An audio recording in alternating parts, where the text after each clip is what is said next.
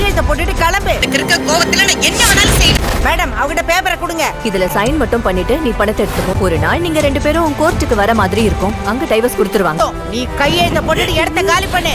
உன் நடிப்பை நம்பி நான் ஏமாந்த வரைக்கும் போதும். மேல ஒரு நிமிஷம் கூட இந்த வீட்ல இருக்க கூடாது. வெளியே போடி.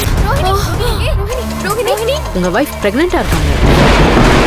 என்ன ஏமாத்துறதுக்கு வச்சாம்பாரு ஆப்புங்கிற மாதிரி இந்த பணத்தாசை பிடிச்ச விஜயாவுக்கும் மனோஜுக்கும் அடிச்சாம் பாருங்க ஆண்டவன் ஆப்பு.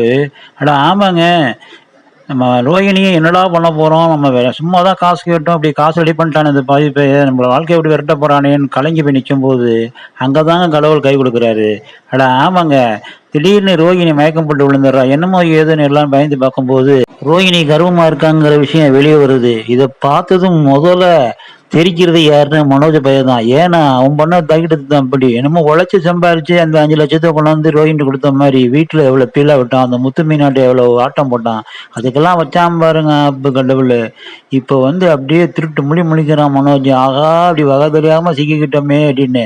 உண்மை தெரியும் போது விஜய செருப்பை கழட்டி அடிக்க போறா, ஒரு பக்கத்து ரோஹிணி செருப்பு கட்டி அடிக்க போறா, நடு ரோட்டில் போகிறான் அந்த மனோஜ் பைய. பணம் கொடுத்த அந்த அம்மாவும் சும்மா விட போறது இல்லை. ஆக மொத்தம் 4 பக்கம் இருந்து நச்சு நச்சு நச்சு எடுக்க போறாங்க இந்த மனோஜ் பையில.